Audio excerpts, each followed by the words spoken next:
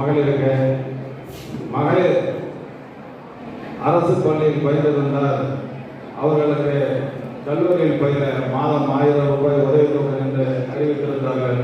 தற்பொழுது மகளிர் மட்டுமல்லாத மாணவர்களுக்கும் அந்த 1000 ரூபாய் வழங்கப்படும் என்று உத்தரவிட்டிருக்கிறார்கள்.